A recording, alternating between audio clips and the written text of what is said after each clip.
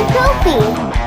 Hello and welcome to our studio here, Midlife Krisis. We look like a couple of coked up stand-up comedians sitting here. Fireside chat. Yeah, sitting here having our fireside chat.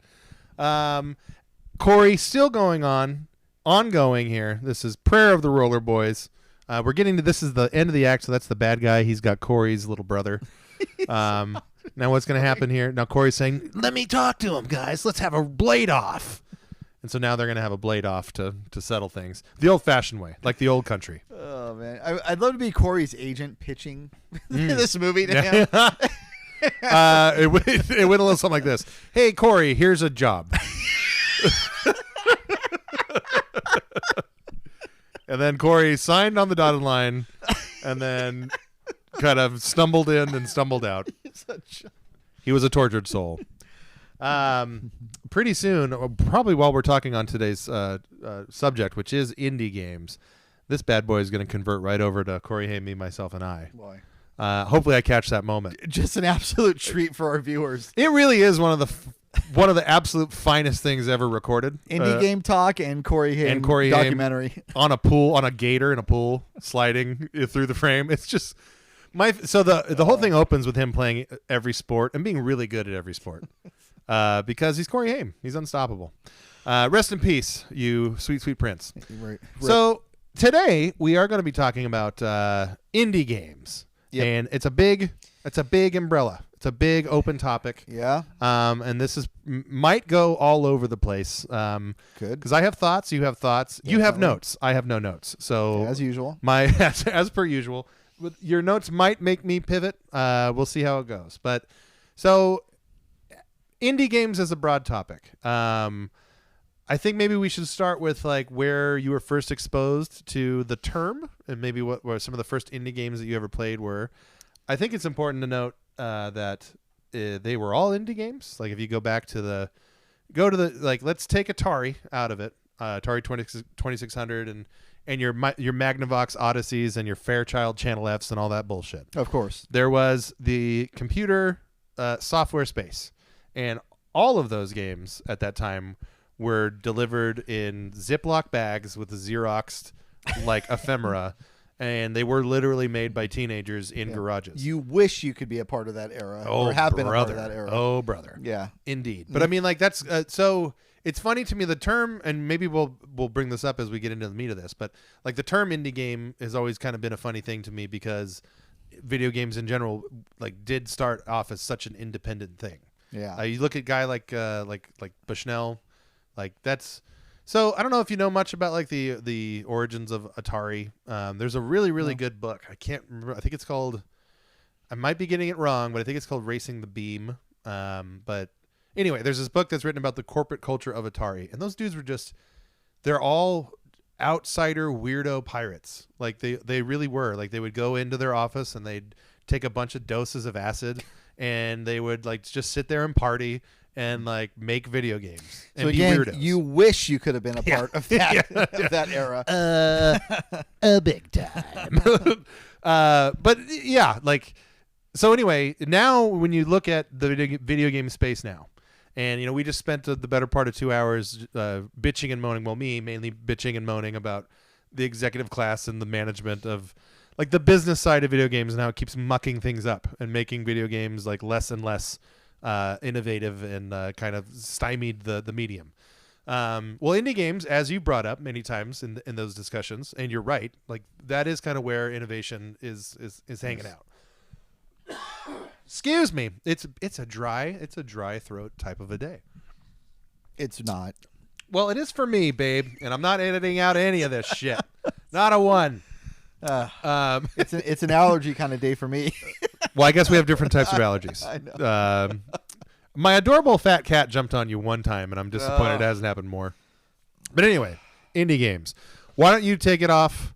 Take it all off. Take it from here, and drive this ship a little bit. So I love this because I'm going to drive the ship right back to you by asking you, and this is part of the notes. Mm-hmm. What do you consider to be an indie game? Because we've had discussions about this. Okay. Is there a criteria? So, like, right off the top of my head, I'm gonna say like I think of indie game. There's two things that come to my mind when you say indie game. So the first thing that pops into my head of an indie game is like my beloved Atari Jaguar, and how 20 some years ago people were making video games independently on that thing and self-publishing and self-releasing. And now to follow that thread up into games like you see on the Xbox 360, games like Braid, little, gleams of maybe overly artistic, that kind of thing, whatever. But I mean, like, that's the thread, is very literally small companies, small groups of people making shit to sell without any sort of corporate overlord telling them yes or no. Yeah, it's hard not to come off like a bitter old asshole about it, but this is what I mean by all of this. Like, it's so out of touch with me and where I am in my life and all that stuff. But I think that's okay. I'm not saying, hey, stop making games like Volcano High, or what was that, the band one? Is it like okay? I don't remember the name. I wish I remembered the name of it. And like, so that, like, for the audience that's made for, great. Keep making those things. It's just, it couldn't be further away from something that I'm interested in. Right. And what you're interested in is Time Killers. Time Killers. That's a game. Mortal Kombat 2. And that's a game you could set your watch to. Fucking NBA Jam and NHL 94. Those kinds of things. Totally agree. So, no, but I mean, like, there is like, I had a conversation with your sister. This was several years ago, and I can't remember the name of the game that we were talking about. But she asked me if I played this particular game. And I was like, no, I definitely didn't, because like there's nothing at all appealing to me about it at all.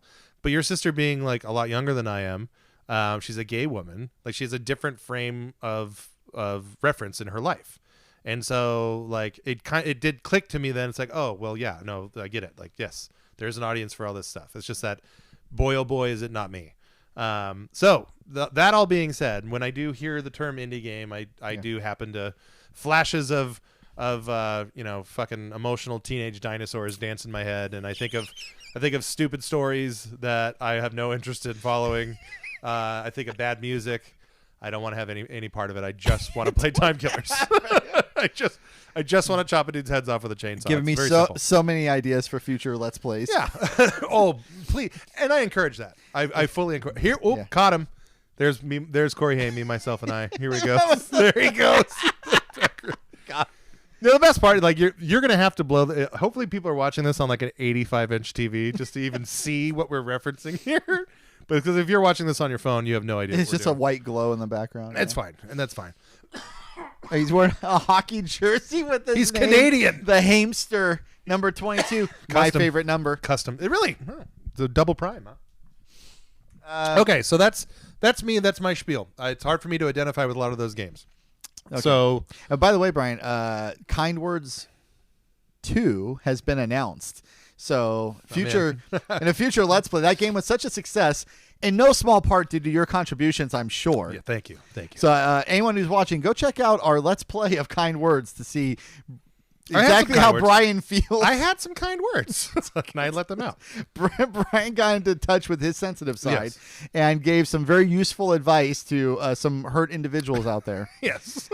And now a sequel to that game is coming out, and I'm going to try to get it on day one for us. And I will take full advantage of whatever service that game provides, and probably get put on several watch lists as a result.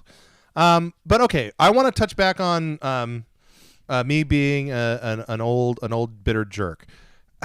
Where do you fall in on that stuff? Like, and again, I want to be clear. Like, we're your friend. We're allies here. Oh, is this a safe space? This is a safe space. Okay, so keeping in mind that this is a safe space, I will say that I am wholly on board. If you're driving the ship of ignorance, when it comes to blue hair and emotional issues, I'm actually steering it with you. I hate the idea of the dinosaur high game, the band game, whatever those are. I can't get behind it at all. There's other games. Oh man, what was it? Life is Strange: True Colors Okay, I actually played and platinumed that game. Oh boy, yeah. And as our audience knows, sometimes I play games that I hate all the way through, All the way through, yeah, to the very bitter end. and that was one of them. Mm-hmm. It's just so overly wrought with emotion. A lot of it is very like after school special. 14-year-old teen has problems that just seem so minuscule by the time you get to the point in our lives that we're at. Yeah. And here's the thing. Here's the difference between us. When I was that age, I was that person. Mm-hmm. So I sort of can kind of do an out-of-body experience thing and then go back and remember what it was like to be 15 and to like feel that stuff. So, but I don't think you were ever that person. Yeah, when I was 14 or 15, I was building land bobsleds to bomb down hills with an older friend driving behind us to be our point car. Many firework fights. Right. I spent the majority of my free time hanging out in a concrete ditch with other morons. Definitely playing a lot of satanic metal, loudly and proudly. So while that was going on, I was watching every minute of every episode of Dawson's Creek and just hanging on to every word. So let's get into that because I think that kind of rolls in. So 3-hour episode on indie when games. Dawson's Creek came out initially. You're 4 years older than me, so when Dawson's Cream came out, or I call it Dawson's Cream, I think. What a Freudian there. But so anyway, when that came out, I was definitely like a punk shithead. Like eighth grade, I think is when it started. So like I have no time for that. I've got zero time. If it cuts into my throwing M80s at mailboxes time, like I'm sorry. I was finishing junior year of high school, Okay. so I was like turning 17. Yes. So for me, Dawson's Creek was like that's the show that the 8th grade girls watched. Yeah. And to be honest, like yes, of course, me and your little brother would probably snicker at the idea of you watching Dawson's Creek because it's a snickerable offense. Now, fast forward many Mm-hmm. years, and Dawson's Creek is finally on Netflix, and my wife, who was the audience for Dawson's Creek, she's like we're absolutely watching this, and then I came into it thinking like, well, this is going to be excellent because I can watch that show through your 17-year-old eyes because we've known each other for so fucking long, and I knew you at that point in your life. So for me, it became this like meta experience where I'm like watching this show, and I've always been a fan of, and this is where I freely admit I'm a bit of an anomaly. But as an adult, mind you, I've always been a fan of like these shitty teenage melodrama TV shows. So your Degrassi Next Generations, Dawson's Creek. It kind of for me started with the Degrassi Next Generation. It was just like a show that was on like Saturday on like over the air TV, and my wife and I just put it on one day, and we were just dumbfounded by the corniness of it. And we watched the show called Secret Life of the American Teenager all the way through. And brother, there is some unintentional comedy in that show that I keep in the highest regard. Like just some really unintentional positioning between different characters. I mean, I could chop this up all day about it. But anyway, as an adult, I love that stuff. So when I watched Dawson's Creek again through your teenage eyes as a lens, I really was entertained by it. The campiness is also entertaining to me, but it's a lot of this like, this angsty, overly emotional, like melodramatic garbage, and that like I don't know what I'm like a moth to flame with it, I guess. Right. But that was me as a grown man, firmly rooted in cynicism and having experienced life a little bit at that point. But for you being into it as a teenager, genuinely into it.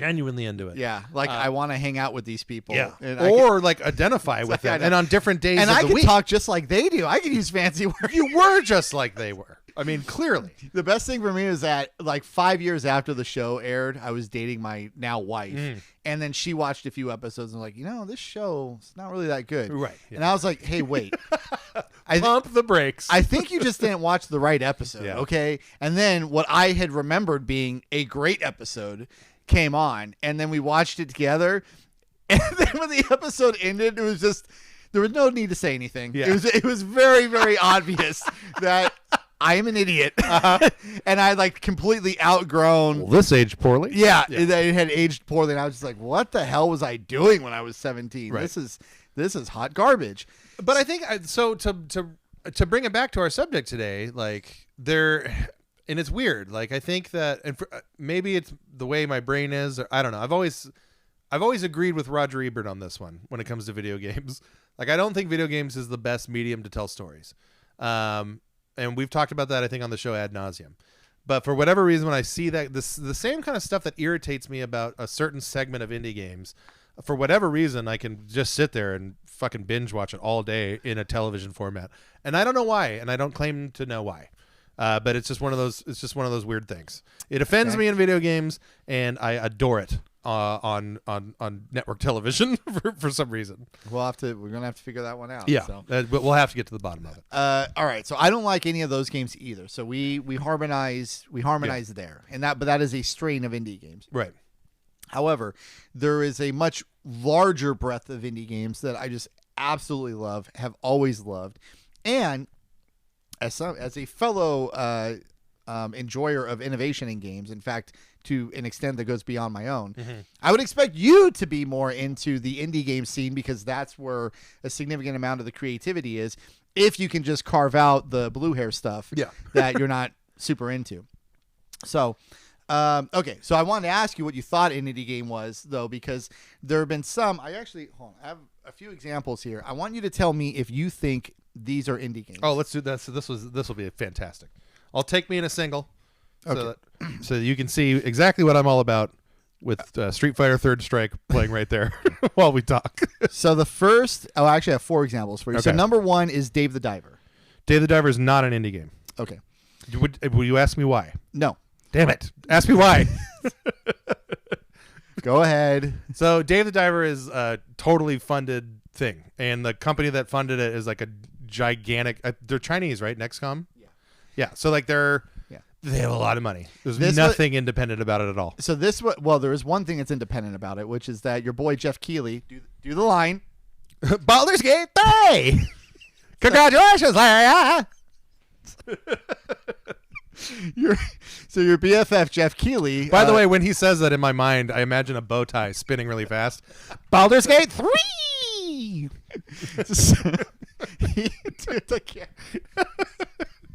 This is our longest episode ever. I can already tell. All right, so he thought that Dave the Diver was worthy of the Indie Game of the Year. Yeah, it did not win, but it was nominated for Indie Game of the Year. There was some controversy about that, but that's why I threw it in there. Wait, okay, so you think it's an indie game because it was nominated in some category? No, I don't think that's an indie game. Oh, okay. I'm telling you that somebody out there thinks it's an indie game. I think it was nominated in one that thing. category. Look, indie game. Make no mistake. Calling a game an indie game that's branding. That's marketing. Like no two ways about it. Well, it looks like an indie game. Yeah, if you look at it. Yeah, it shares the aesthetic of like, okay, it's like a lo-fi game or whatever Right. you want to say. But like, goddamn, what's that game? I love. We both played it. It was a Wii U game Nintendo made. Oh, NES Remix. So NES Remix is like a total lo-fi 8-bit game. It's literally taking old Nintendo games and injecting new ideas. Right. That's not an indie game. It's Nintendo. It's Nintendo. Yeah. So it's like that. The aesthetic shit that doesn't matter to me at all. That's not what makes it. And it really all has to. It boils down to where does your money come from? I actually agree with this. I think a small team and small budget and the funding source that is the triforce. Of the indie game scene, and Dave the Diver had basically an unlimited funding source from $1 billion company. So Dave the Diver is not an indie game, but I just used it as one example of 4 of something that is sometimes thought of an indie game. Okay. Continuing. Hellblade, not an indie game. It was independent, and because it was Ninja Theory, then Microsoft bought Ninja Theory, so certainly not independent. Certainly anymore. not now. But originally, I would say the original Hellblade was an indie game. Did they self-publish that game? Was it Ninja Theory published Hellblade? I don't know. I don't have all the answers here. You literally did notes. I refuse to do notes, and here you are with your notes, not knowing these things. I'm going to say it's not an indie game because I think it was published by some bigger company. I think we're going to have the same answer here. Divinity, made by. Larian, congratulations! I would say Divinity is more of an indie game than Hellblade is. It's probably because Larian did publish that. Okay, and then the last one, Minecraft. Who obviously Minecraft started as an independent and that's what I'm game, asking about. but it is now like as antithetical to independent as you could possibly be. Okay, so we at least agree on that one. Okay, so other than Hellblade, I think that there's some acknowledgement between us as to what an indie game is. And Hellblade, if we were willing to do some fact finding, which maybe we'll do after the episode, we could actually come together on that. Well, let me ask you this, guy. What's when you hear the term indie game and you go back to your experience, what's the first game that you played that you would say is an indie game? And so this is going to be my next. So I think my answer is going to be very nice. Yeah, very different than yours. And the answer for me is Braid all day long. Okay. And Braid, I didn't even play on PC. A very close friend of mine, shout out Rod, got it on because it was part of the Xbox Summer of Xbox, something like that. It was like the first Summer of Arcade that they did. It was like the tent pole release. Yeah. And he got it, and I think at the time they were really tight on money, and he spent $10 or $20 on it. His wife was a little mad because he said he wanted to play it with me, and then we didn't play it for several months because I was in law school at the time, and then finally I came home to visit him for Christmas. And we spent, it felt like 60 out of 72 hours playing that game or something like that to just get through it. And it blew me away. It was just so fantastic. And also, it was really a new experience. You're talking about innovation. It was like... Yeah, the time rewinding stuff was pretty right. And then I've seen some criticism like, okay, Sands of Time did... Yes, Sands of Time did do that. Yes. But it hadn't been widely done then. It was done really well in that game. The art was really great in that game. The music was really great in that game. Really, the only thing that game got wrong was the story. And otherwise, the story of Braid is like patient zero of why I don't like a lot of indie games, because it's a really rote breakup story written by a guy who probably hadn't gone through a breakup up to that point in his life. Maybe he did. I don't know. I got the vibe that he hadn't. It's written incredibly poorly, and I may have told this story before, but this is how when you always sort of lightly tease me about my optimistic nature. Listen to how much of an optimist I am. I love that game so much that you're reading the dialogue as you're playing the game. The story is so bad that I was like, there must be some kind of gimmick to this. Like it's being intentionally written bad. Like there's going to be a reveal at the end where it's like the person doing this is illiterate or whatever. There's a reason for that. Sign me up. Yeah. And then when you find out that it's not, you're like, oh, the guy just doesn't know how to write. Yeah. Look, man, the talent doesn't the tippy top talent that have the ability to narrate.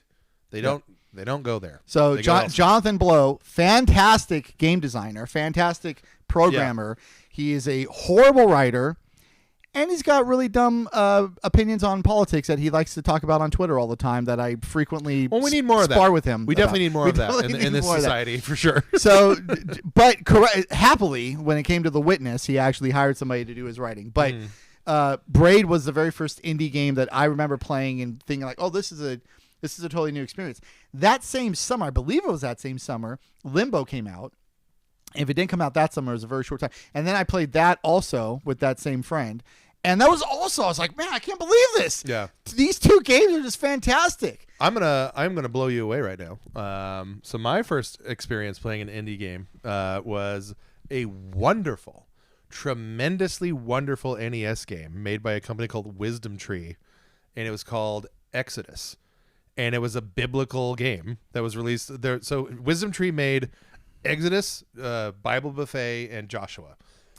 Are these the one? Didn't the angry video game nerd guy? Didn't he do an episode on probably one of those? I don't care. Okay, who did he ever beat? That guy sucks. Okay.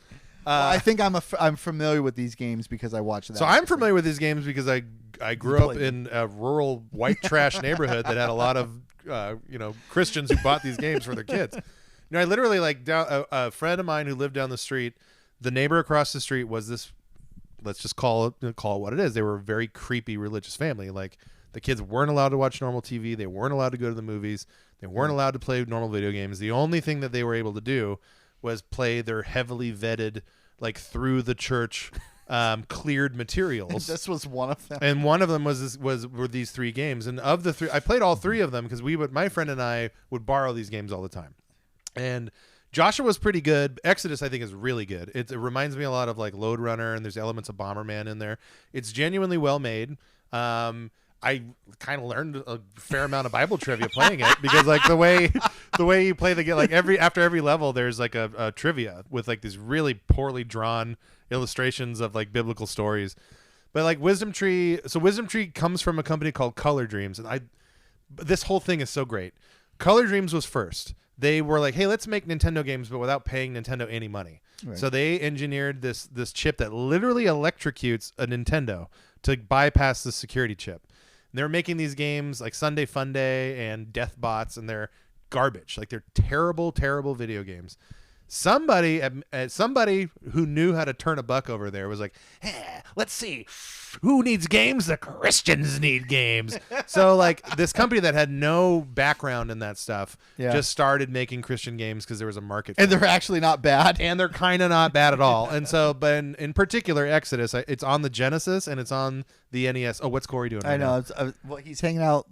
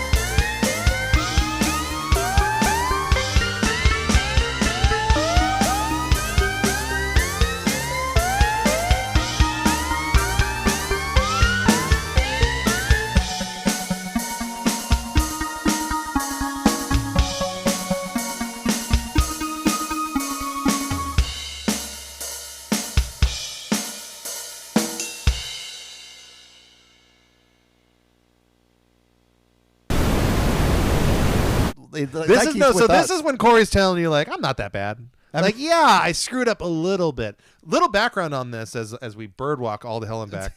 This tape came out because of Corey had a few run-ins. Okay, little bit too much of the hockey powder, and he is Canadian, so the career was damaged. His people told him like, you should probably do like a video. Then we could sell this fucker and we'll get your reputation back on track. It's the equivalent of like the Oprah interview. Exactly. Yeah. But he sold this. And I remember as a kid, my sister used to rent this. And we it's very quotable. There's a lot of wonderful things that Corey Haim says in there. But anyway, back to Christian NES games. Of course. Yeah, those games are as independent as possible. Like they're so independent that like, you look at things like the game Genie and, they got that era of NES. Like NES was so hot. You have all these companies that were trying to like skirt their stupid rules, their stupid draconian licensing rules, and they did it. And to this day, you can find across the country. You can walk into like different Christian bookstores, and you can still find copies of these games for sale. Yeah. Like because why not? Why would they not be?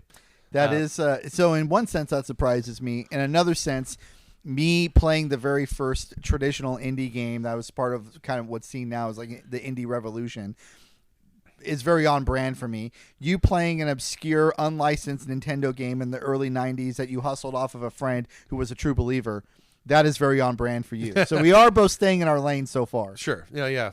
We're fitting right in those slots that our slot cars race out of. Yeah. But Braid, I agree with you 100%. Braid was like a really big deal. And it was absolutely the point in time. Like, never mind my dumb obscurance. And again, I will say, Atari Jaguar, patient 0 for independent video game development and publishing. That's patient 0. Look up the history. Look up our videos. I go into great detail. It deserves more credit than it gets. But anyway. Don't ignore the scholarship on this. You all saw how much Robby liked Towers 2. He hasn't seen that yet, but he knows how much he likes Towers 2. I have it on good authority. You have it on very good authority. I like it. But yeah, Braid was a huge deal, and it ushered in that whole every summer, the summer of live, or yeah, Xbox Live Arcade, Summer of Arcade, whatever it was. That was a big ass deal during the Xbox 360, and we got a lot of great games. Of that whole thing, my personal favorite was a game called Splosion Man, which was like this really fun action platformer where the character, he doesn't jump, he explodes, and that's like how he propels himself. And they made a sequel called Ms. Splosion Man, just like Ms. Pac-Man. You follow? Do you follow these hard zigs and these zags? Yeah. But yeah, that whole period of time was great. It was really, really, really good, and it was kind of before indie games, in my opinion, kind of turned this corner to where it did become more of like almost like a cynical cash grab type of thing. To call something an indie game is to brand it to sell to people who like really like indie games. Yeah, I date this period from 2008 to 2012 when I was looking it up. Yeah, that felt about correct. That's when games like Braid are coming out. That's when Fez came out. That's when Super Meat Boy came out. Yep. That's when FTL came out. And that there's that whole documentary that the Indie Game, the movie. Indie Game, the movie. Which chronicles 3 of those games: Yeah. Braid, Fez, and Super Meat Boy. Yes. And then starting around 2013, the indie game scene was now firmly established. We should probably mention one of the things that made indie game distribution possible is that it was really Steam and the advent of digital distribution. Yeah. Oh, and definitely. Those two things sort of working in concert. Yeah. So that it was easier for individual developers to get their games out. And really, so Steam being, it's funny when we think of Steam now, and it's just so ubiquitous with like the PC platform. Like you really don't play PC games like you go on Steam, Yeah, There's other storefronts, but no one gives a shit. It's all about Steam. definitely. When Steam first came out, it was like a nuisance. Like people were pissed off that they had to install this thing to play Half-Life 2. Yep. And like, it's funny that to see it go from that to where it is now, to where it really you got it dead on. Like, I think indie games today, as this like multi-million-dollar segment of the industry, like it owes everything to Steam, and then the other digital platforms owe a lot to Steam as well, obviously. So Xbox Live Arcade, even though there was a version of Xbox Live Arcade on the original Xbox, really all they did was sold you old arcade ROMs, which we all had from the internet and MAME to begin with. those of us that gave a shit about that. So, but then, you have like even, and I remember this funny. There was a time when the Wii came out, and like Nintendo, being what they are, like still very late to get into online anything at that time. It was almost like they were forced into it, dragging and screaming. Like there was no Wii shop initially. And then when they rolled out the Wii shop in like 2009, I think it was, they had like a hard cap on and Xbox did this too. There was a storage cap. Like I believe on Xbox, a game couldn't be bigger than 250 megabytes. And then the first game that broke that trend was they did a port of Symphony of the Night on Xbox that was bigger. And then on the Wii, it was like even smaller. It was like a 32 megabyte data cap. And then they had to eventually break that one too. FTL would fit. Yeah, FTL would fit for sure. But so like the whole idea of like there was an evolution in the platforms that of which this stuff was able to be distributed that went along and grew alongside the rise of the subgenre, whatever you want to call indie games at the same time. Okay, so what I thought the next step here would be that it's like, well, okay, so what do indie games do well that is worth talking about or worth celebrating? And so I came up with 3 things: storytelling, gameplay, and artistic merit.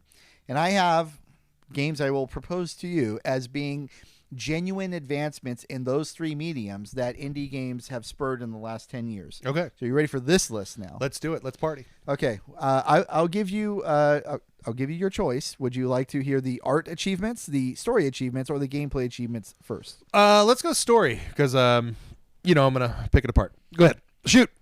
Okay. Dead air. Yep. All vamp. It's good talk, Brian. All right. Vampy vamp. No, all right, I have it here. Now we're back. Good bit. Okay. Story. I'll give you two. I forgot what the. Okay. Obra Dinn. The something of the Obra Dinn. Have you heard of this game? Yeah. Yeah, it looks very much like an old like a Commodore game. No, or like Apple, Mac, the black and white Mac. Yeah. You actually so I played this a lot, and one of the options is you can make it look like a Mac game or a Commodore game. You can actually change the the tint so it's blue or green. So I always intended to play this game. I've never gotten around to do it, but because it's solely based on the visual style of it, because it does look like the old black and white Mac games I used to play in elementary school. I'd give you about 28 minutes with it, cool. and then you'll be done. Very good. But really, what the story is it's a series of screens, almost like a mist, and then you'll get these audio cues that'll describe the story to you, and then based on what you're hearing, you're trying to identify people who are in a portrait. Okay. On the ship that's saying. So there's 50 people, and then you get these audio cues, and then using deductive reasoning or whatever else, like, oh, this person said this, and that means that they couldn't have been here, and they're just trying to identify all the people on the ship. And it's actually really tough. It's really easy to get some of them. It's really difficult to get all of them. But the storytelling mechanic, the throwback to old school graphics, all of that I thought was really, really good, really, really fun, really, really engaging, and a really interesting way to tell the story, particularly in, to use your word earlier, a lo-fi way. And this is about one of the lowest fi ways you can do it. There's not even animation on the screen. It's literally just still pictures, and it looks like a game from 1981, but it's super fun and super good storytelling. I would love that game. Now, I don't know what the story is or whatever, so let's assume that I like the story. Okay. There's so much of that stuff that I adore from older things. So, for example, on the TurboGrafx, there's a JB Harold Murder Club, which is that was also on DOS and stuff like that. But it's exactly what you're talking about. Like, it's exactly that game where you're introduced to, like, there's like a murder, and then you meet all the people in the town, and you have to piece together like who was with someone else at these times, like where are the connections. Right. You dig all that stuff out. They're basically I love that. They're like really early adventure games. Yes, and adventure games turned into that. Mm-hmm. And then you and I both like the Sega CD games that were like Dracula Unleashed. Oh God, right? You got to be a certain place in a certain time, a certain thing. So this is like the very first version of that. So anyway, Obra Dinn, it's great.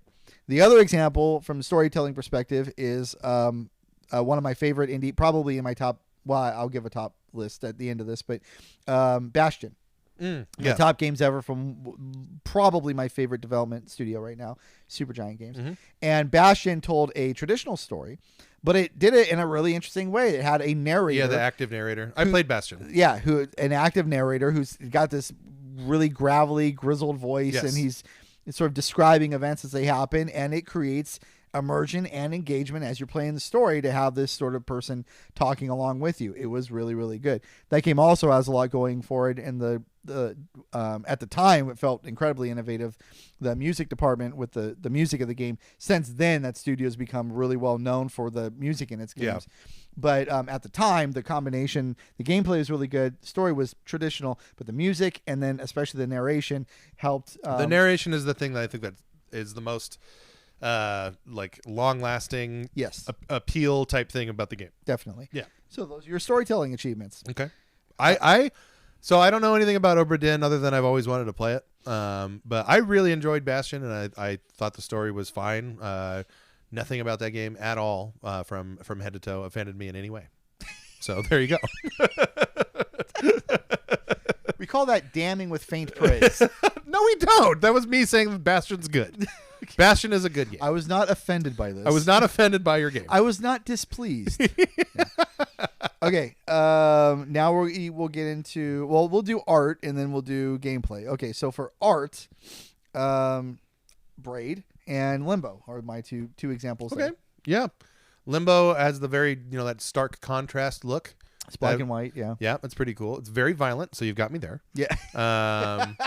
Limbo, an and easy hook. And that's another video game like that. Yeah, definitely. 2 buttons only in that one. And it's very much like a methodically approached game. Like you have to take your sweet time with those jumps and stuff like that. Definitely. So that developer did Limbo, and then they did. I think it took them 5 freaking years to do Inside. Yep. Inside came out, I believe, in 2019. Mm-hmm. We're now in 2024. These are indie games, and their next indie game has not even been announced, much less released. As of about a week ago, they released a teaser art for it. It looks like something involving space. Yeah. But I cannot believe that an indie studio is taking. They're basically on the timelines of a AAA studio, even though they're making an indie game, if they're an actual independent studio, then there's like 3 or 4 dudes, and like they probably have to stop development and go out and ask for money to keep going. Right. So that takes the timeline a little ways down the road. Okay, that makes sense to me. All right, and then the last is the gameplay innovation. Oh man, I have such good examples here. Slay the Spire, which we talked about previously, definitely innovative, and FTL for sure. Okay, yeah. So both of those games, FTL is almost like a roguelike. Yeah, I played FTL, enjoyed FTL. I have not played Slay the Spire. Slay the Spire basically invented PvE deck building games. Isn't that game also like, are you familiar with the term blobber? No. Okay, so blobber is like, a good example would be like Heroes of Might and Magic, like the old D&D games. It's like a first-person adventure game where all of your groups, all of the members of your party are grouped together and you all move at the same time. Oh. Have you ever played any of those before? No. But Slay the Spire is definitely not that. Okay. Not even close. Got it. Okay, so art, story, gameplay, and that's what indie games are bringing to the table. Okay, fair enough. That's my advocacy for indie games. Cool. Corey, what do you think? Oh, yeah, no, he's with me. He just wants to play Cruis'n USA. This guy right here just wants to play Midway games because Midway knows fun. So here's something that I'll bring up. This is something I think we probably talked about before, but like all of the innovation and cool artistry stuff that you get out of indie games, I'm not going to shit on any of that stuff because I agree with you. I think it does exist there. And nothing offends you about none of the games that you mentioned, I am not offended at any of them. So congratulations for that feather in your cap. But like for me, because I'm at probably, if I'm honest, like 60% of my gaming time goes into playing old games, and 40% is the new shit.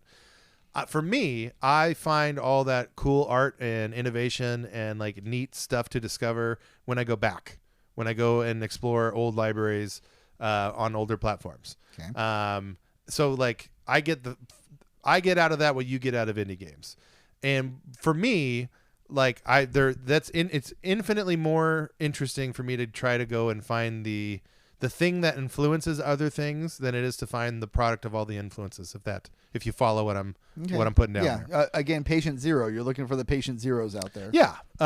So like, I think that, and the other thing too, where it, and this just the fullest of transparencies, this is a stupid opinion that I have for sure. Oh no, Brian.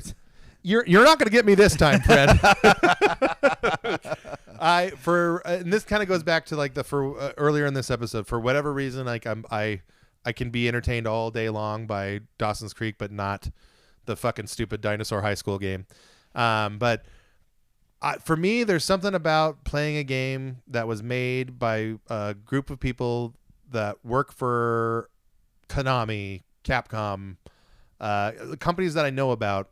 And that are much older than me, like just from an age standpoint, that for whatever reason, like I give those things more respect in the time that I'm willing to commit with them. Yeah. And I'm willing to swallow a lot of like horse shit quality of life problems that come with a lot of older games. But for whatever reason, like that tickles my fancy a lot more than it does, than a lot of the indie game space does. And it does the exact same stuff, by the way. And I could name, hundreds of examples of games that do all of the things that your selection of games does, but it just comes from a different area. So, perfect example of this is the game Undertale. So people love Undertale. Yeah. They just fell in love with Undertale, and Undertale has made this 19-year-old kid into a fucking bajillionaire or what. I assume that little fella is really, really well set off for the rest of his life. So anyone who's my age and played a lot of Super Nintendo role-playing games knows full well that Undertale is Earthbound. It's a basic. I mean, like the story is a little different, obviously, but like the aesthetic, the everything about Undertale is like a love letter to Earthbound. And Earthbound, when it came out, and I was there for it, no one gave a shit.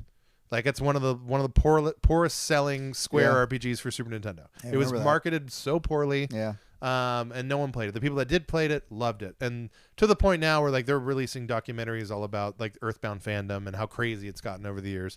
But for people who are in our age group that were around and experienced Earthbound, like there's an attachment. Oh God, no, Corey's done. Corey, what happened to Corey? That's fine. We'll power that down and we'll fix it. We'll fix it. We'll rewind it. But so like, and for me, like there's almost like there's a feeling of disingenuousness, if that's a word, to where like I kind of feel like and not to take away, I know it's hard to make video games. Like one of these days I want to do it. And Toby Fox is like, again, when he made that game, he's like 19 years old. So I'm not taking any credit away from him making that thing and having it be successful, but it's a derivative thing. And I think a lot of indie games, more than maybe you know, or more than a lot of other people know, like they get this praise for being so innovative and so special and all this stuff, when like a lot of these games are they part and parcel take an older game that was really not appreciated in its time. They take those same ideas and concepts and they turn it into a new product, and then that new thing gets all the attention and all the love and adoration that the old game never got, because for whatever reason it wasn't popular, wasn't successful. So you were looking for the original thing. Yeah, and I don't want new Coke. I want Coca-Cola Classic every single time. Fair enough. All right. So I thought I have a list of my favorite indie games ever. Okay. But before we get to my list, which will be the better list, I thought it'll be a longer list probably. Yeah. Not better though, because my taste is inherently better than yours. Do you have a top three? Do you have a top one? No, I can give you probably. I could, if I sat here for more than like 30 seconds, I could give you 10. But the number one with a bullet for me is Shovel Knight. I think Shovel Knight's fucking fantastic. And that's a perfect example of what I was just talking about. Like Shovel Knight took elements of Castlevania, took Metroid. Boy, did it take elements from Capcom DuckTales. But these are all beloved NES games that we grew up with. And Shovel Knight bundled it all together. And even at that time, the aesthetic was pretty innovative. Like it was like an NES Plus game, where like it very much intentionally wanted to pull those heartstrings of you loving NES, but then give you just a little bit more. That's something that it's not capable on an NES, which stood out to me. It reminded me of like if they maybe this would be like if the NES had like a 32X or something. This is what it would be. So Shovel Knight's my number one for sure, and that's all gameplay. I think that game just plays excellently. Number two, I would do Bastion. I think Bastion's a really, really, really good game. Number three for me, and just in terms of like amount of hours played, and this is an example of kind of what what I was saying earlier about like I like games like this to be made by people that I'm familiar with. But Super Stardust HD, made by Housemarque on the PS3, I don't even know, maybe 100 hours into that game, and it's not an indie because it was published by Sony, so I'll get that out of the way. But it is an indie in the same space that, like, look, Bastion had all this Microsoft funding behind it because if not in development, it was pushed and marketed heavily by Microsoft during Summer of Arcade. So there's your iffy indie again, marketing and branding. So Super Stardust HD made by Housemarque. Housemarque made games back on the Commodore 64. Some of the best. The original Stardust is a Commodore game, and of course now people are familiar with Housemarque because of Returnal. Exactly. So, but yeah, that game just absolutely fantastic. Can't recommend it enough. Really want them to do a PS5 version of that game just because of how graphically impressive it would be. But I gave you three there. Yeah. We'll stop it at three. But those are mine. Those are the ones that I was able to easily pull out of my head because of how much fun I had with all of those games. Okay, I'll give you a top five for me. I feel like you're going to disagree with some of these, only to the extent that you won't think that they're indie games. Well, at least maybe this one. My number 5 is Ori You can pick either Ori game or both, but Ori in the Blind Forest, Ori in the Whispering Woods, or whatever. Great it is. games. Those are my favorite platformers I've ever played ever. And they're just beautiful. They're totally fun. Ori is great.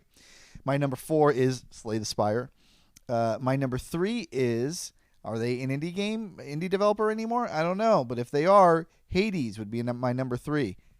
Is Supergiant an indie developer now? Like Supergiant is kind of Supergiant now. Yeah. And Hades was the game that really, really put them up into multiple the next Game run. of the Year awards. And you got to think going forward, anytime they want to do a project, it's probably not going to be too hard for them to get the capital to do it. The sequel to Hades is going into early access this year. Are they still truly independent though? And I'm asking, this is a genuine question. Does anyone own Supergiant? Nobody owns them. Oh, then I think by default we do have to say that this is this is an indie game. It's just a big giant. Supergiant, if you will, indie developer. Well, that's flush with cash from every publisher, just pouring money. And that's where it does get a little dodgy, because Electronic Arts makes games too. So, what's the difference? Really, what's the difference? All right, so that's my number 3. My number 2, Bastion. My number 1, Braid. Okay. So pretty easy list. So you still keep Braid that high in esteem? I think so. Yeah. So now you're calling me out on this. I feel like I should revisit my thinking. I'll say this: if I spent more than 30 minutes thinking about this, I might actually go back and revise this list. I made this list based off of sort of old thinking that I've had for a long time. Braid was my number 1 for a really, really long time, despite its flaws, despite my recent spats online with Jonathan Blow. But just the combination of the achievement that I thought that the game was, along with the timing of it coming out and what it felt like was as a wholly new experience for me, that sort of carries certain value to it. In terms of whether or not just as a game in a vacuum, is it the best indie game ever? Probably, if I thought about it, I'd be able to say no at this point. Mm-hmm. But because it was such a landmark at the time, I'm going to keep it at number 1 because that's how I made the list. But I'll acknowledge that maybe it's not just as a pure video game. Maybe it's not actually the best game. I agree with you in that, going back to my earlier, that game is an influencer for sure. Braid influenced a lot of other stuff. Yeah, huge. So I definitely think it deserves high praise in terms of the history of the video game industry, without question. All right, I do think that aesthetically, especially that story, I think that might be you. Just view it through the lens that I view it. It's like, no, there's something here. Yeah. No, we agree. There's definitely something there. But yeah, maybe play it again. I do not want to read that story again, not knowing that there's not a swerve coming. I got you. All right, I've got some honorable mentions for you. Okay, let's do it, friend. Okay, here's some honorable mentions. FTL. Shovel Knight, Hollow Knight. Hollow Knight, yeah. Hollow Knight's a game where a friend of the show, Danny, it's one of his all-time favorite video games, and he has hounded me over the years to play it because he coined a new term as a fan of Castleroid games. Never again. You have to. When you edit this episode, you have to bleep that. That's outrageous. I'm raising the volume on it. That's outrageous. The only reason, I just think it's funner to say. It's a more fun thing. Castleroid. It sounds like I got something on my butt. I was thinking a drug you inject. Yeah. No, it's definitely a lesion on my butt. I've got Castleroids that I've got to get them burned and scoped. But yeah, that game, I really need to play that game. I really, really need to do it. I am 2/3 of the way through it, and I played it after playing Ori, and I felt like everything that it was doing, Ori just did better. That's how I felt about it. I would love actually to have a conversation with friend of the show, Danny, to kind of hash that out. So that could easily happen on the Discord. It's a very good game, and it's good enough that I put it here as an honorable mention. Clearly, yeah. Dead Cells. Inscription, probably the most recent innovative indie game, was Game of the Year for a lot of people a few years ago. Did you play? Well, continue with your list, and I'll ask. Tunic, which I loved. It's got a Souls-like thing that I don't like, but every other part of that game I like. It's another one I feel I really should play that one. Cuphead, I think, is just a perfect video game. Cuphead. Limbo, Darkest Dungeon. Return of the Obra Dinn I mentioned. This one. This is a really deep cut. There's a game out there, an indie game, and most of the games I had mentioned, I think other people have heard of. There's a game out there called The Swapper, that is fairly obscure. I played that. It is fantastic. Yeah, I played that game too. It came out on the Wii U. Okay, great. It is great. It's a really good game, yeah. And the developer followed that up with a game that's more known called Noita, Noita, Noita. Mm-hmm. It's like a pixel-based something. Both of them are good. And then Brothers, A Tale of Two Sons, the very first Joseph Ferris game. And then I've got a couple for you, Brian, for worst indie games. Okay, let's do it. And I had thought about this. I don't know if this is where we're going to end, but it was really hard to find worst indie game because if an indie game fails, you just never hear about it. Yeah. It's not like a AAA game fails. Well, you think of like the amount of games that come out on Steam and the Nintendo eShop. And we're talking about like one of the biggest problems I have with the Nintendo eShop is when you turn that thing on. Yeah. Like you have to dig through like 500 shovelware. Those are indie games, and to get to anything that's worth interesting, and Steam is like that times 10. And there's a ton of porno on Steam. Yeah. That's not even counting so the porn. much porn on Steam. Did you say pornos? Yeah, pornos. That's the Christian term. It's what it's called. It's the genre. So all right, these are the three worst indie games. I might actually have a fourth here. Number one is a game called To the Moon. Mm-hmm. Okay. Now, these are games, by the way, that other people like. So I had to specifically call them out as being bad games because they're popular enough. To the Moon, it looks like a 16-bit Square Enix game. It has almost no gameplay. It has kind of a dumb story, and a whole bunch of people like it, and they're all wrong. Got it. It's just barely a game. Dear Esther, you've heard of, probably played. Yeah. It's not a game. Not a game. That's that was patient zero of walking simulators. Yeah. Yeah. I did play that game, and it's not for me. You just you walk through a world. You don't really interact with it at all, other than to have a narrative. And you're told a boring. And you're told a boring story. A D tier story. But a whole bunch of people like it, so I have to call it out here as being one of the worst indie games. And then this is not my answer, but this is your answer, and I'm surprised you didn't bring this up earlier, friend. Mm-hmm. What became of Edith Finch? Oh, I totally forgot about that game. Yeah, that's terrible. That's really terrible. I didn't have a bad time with it, but I'm doing the heavy lifting for you. Yeah. Because I know you hate that game. Yeah, it's really bad. Kind of epitomizes everything I don't like about this shit. So thanks for bringing it up. I thought I'd mention it for you. Mm-hmm. I thought I would be mentioning the Life is Strange games here, and I probably could, at least for Life is Strange True Colors and Life is Strange 2. See, those are indie flavored games, but they're Square Enix games. So like they have one published. side. They're published, but so one side of them is very indie in terms of like that narrow thing that we were talking about earlier, the blue-haired factor. Those are the bluest, the bluest of hair factor. Yeah. There's that, but it's a Square Enix published thing, so I don't know how truly independent they are. We're at the end of this episode now, and we probably should have done a bit where I wore a blue wig for the show. Ah, damn it! For content for you. Yeah. Well, next episode. Next one. Join us on Indie Games Part 2, where we just play that volcano dinosaur game, and we both have blue hair on. Kind words. Yeah. I'm going to have a blue wig for the kind words sequel premiere. That's a really good premiere idea. event. Yeah, that's international premiere. Right. Yeah. And you're going to be cooking steaks that day. Oh boy. That's a really good idea. Cooking steaks, smoking Marlboro Reds, and weightlifting. Filterless, one-armed curls. Oh boy, I can't wait. I cannot wait for that. Look forward to that episode. So yeah, that's indie games. Again, it's a big, broad topic. But yeah, it's I think indie games is it's one thing I'll say that I think you can't argue with at all is like the rise of it as an aspect of the video game industry. It's obviously a super important thing and a good thing. And a good thing, yeah. And I am for as much shit I talk on it as a whole, as a generic whole. I'm glad that it exists because of what we were talking about on some previous episodes here. The problems at the tippy top are what they are. So it's nice to see innovation of any kind, and I agree with you wholly. If it comes from anywhere at all these days, it's from the indie space. So thank you for this marathon episode here. Me, you, and Corey getting it done. Me, you, and Corey, as we always do. He tapped out early. He went to bed. Passed out. Really, he passed out. He's sick. Corey, he's you're sick. We got to get you help. We couldn't get it quick enough. This is the problem. So anyone, sorry to all of Corey Haim's fans, myself included. So there you go. Join us again on another episode of Midlife Krisis. See ya.